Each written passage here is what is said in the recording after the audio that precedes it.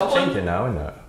It's changing. Yeah, that's what I'm saying with the wet ass pussy with Cardi B and so on. I feel like women are a bit more open saying that or what they want, and you know, I don't think guys can just be going around just not going around pleasing a woman, because I think women would just leave and just find someone else. And I think women are knowing their place and they're not gonna, you know, tolerate that no more. That's what I think. Yeah. But maybe I could be seeing it wrong. Yeah. I hope it's changing. Yeah. I don't think it's changing. Well, it's not changing as much as I think it should be. And the reason why I say that is because after Cardi B released her track, Where Else Pussy, there was a lot of backlash. I don't know if you saw online from men, like red pill guys, even some guys in the hip hop community, and there was a double standard. Like, they were complaining about Cardi B speaking about sexual empowerment and wanting to be pleasured by her husband or a partner. But they will say, oh, you know, this is a bad example for kids, but they didn't say the same when it's men saying the same thing. Yeah. So there is this double standard. I think it's changing gradually, but I don't really think it's changing. There's been a lot, like you said, there's been a lot of backlash with her song. A lot of people are saying bad things about her, but what is she really saying that's that bad? But because it's a woman saying it, no, but I'm saying women, like it's so bad. But I'm saying women are okay with it, which not is women. different, because I think before women, I think there was a bit scared or to talk and open about sex and about what they want. But I think now women are just like, no, I want to be pleasured like this. If you don't have this or treat me like this, then bye. I agree with that. I think I definitely agree with that. There's more women that feel that they're entitled to pleasure, whereas previously it was like sex is for the man.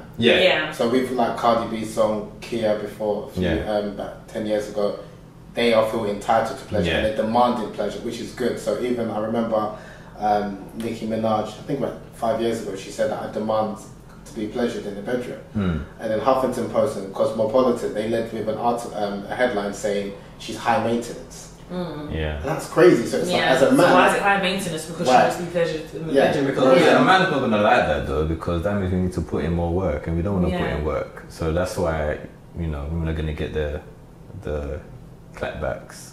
I was going to say, so how do you think things can change? But you're saying things are changing. I think they are. But I don't know. I feel like they're changing, but really gradually. I don't think you can see a woman and you don't pleasure her and she's going to stay with you. You're not a woman. a lot of men don't feel like they need to. As long as they're enjoying themselves. A lot of women. And women are still staying. Yes. Because they I feel like a woman will go and get elsewhere. No, not always. A lot of women, like, I receive a number of messages, like every week, I'm not exaggerating, from women of different ages, from as young as 20 to as old as 70, that are not satisfied in the bedroom. It's like an epidemic. Female sexual dissatisfaction is an epidemic across cultures, religions, what have you. It's not, and again, a lot of women, and I'll put it like this, and this is a message I've received recently. So you've got a woman who's been married for about 7 years, she's only orgasmed once in a marriage, right? She's been faking orgasm, faking pleasure for a number of years. Now she feels entitled and she wants to be pleasured, but she doesn't know how to tell her husband because he's accepted it for so long. And he's going to react negatively because he's thinking, where did you hear this from? Who are you speaking to? He didn't say anything before. So whilst I do agree what you said, Jack, that more women do feel entitled to pleasure and the more women are learning about their bodies. They feel entitled, but it doesn't necessarily mean they're actually getting what they're entitled to. Exactly. That's because if we're speaking about, obviously within the context of heterosexual relationships, men need to participate. Men need to be willingly, actively trying to satisfy their partner. But like even when I do workshops, 80% is always women.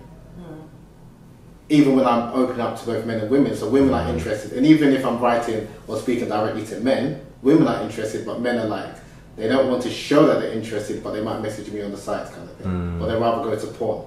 So do you understand? Because we've got this ego, we don't want to go to someone to kind of learn about. So like, how do you have sex? And it's this idea that I've had sex for X amount of years and you're trying to tell me that I don't have to pleasure. I feel like even a lot of men, they don't like to be corrected. It's like, it's embarrassing to be told you need to do this to please them. In their mind, they think they're pleasing the woman, but they've never actually sat down and asked, like, are you satisfied?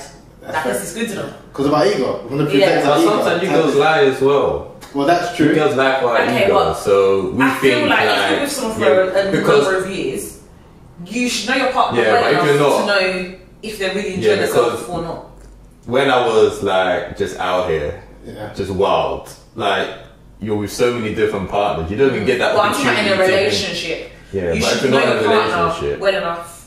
I don't know, when you're not in a relationship it's a little bit different. Yeah, I'm saying. So before that, I realised I didn't really know how to have sex until recently. Yeah. It's only like kind of now, like, oh, this is how, these are the parts you need to hit and everything. Before that. Yeah, and maybe that's another problem with our generation. Because we have so many different sexual partners, you don't have the chance to actually learn if it's good or not. And we don't have open and honest conversations. Yeah. Exactly. Especially as men, so it's like you said, same way as well, in my younger days whilst I was wild and reckless, I'm just doing my thing. And in my mind, the number, as long as I'm... The number's high, so that means I'm doing it's all about quality, it's all about quantity as opposed to quality. And as a man, especially when you're speaking amongst your male friends, they want to know, it's like, as long as you've had sex, as long as you've had sex with an attractive woman, and if you had sex with a number of attractive women, then you know what you're doing in the bedroom. But, and you can measure that. You can measure how quote unquote good you are by numbers, but you can't measure how good or how satisfied your partner is because she would need to say it. You're not actually going to record. And no man really asks. So that's the thing. So that's why I think it's important that we have open and honest discussions with our partners. And again, some people can find it very difficult because if you've been in a relationship for a number of years and you haven't had that discussion, now the woman feels entitled. Like back to African culture, like even people that are born here, do you think, like even as a man, whether you're white or black, but even in Africa, it's even more of a taboo to like ask the woman, did she enjoy it? Do you feel like people born here are quite uptight when it comes to... I would say people in the UK definitely. Yeah. So with that talking about sex. Even in Africa, do you think they'll talk about it?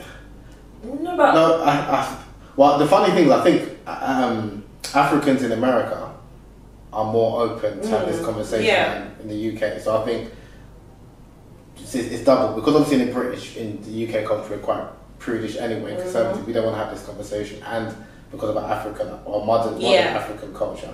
Whereas in America, I've noticed that they're a bit more open to kind of have this. Yeah, Americans are much more open. So like, American men talk about eating out of the women and stuff like that. I feel like here people are doing it.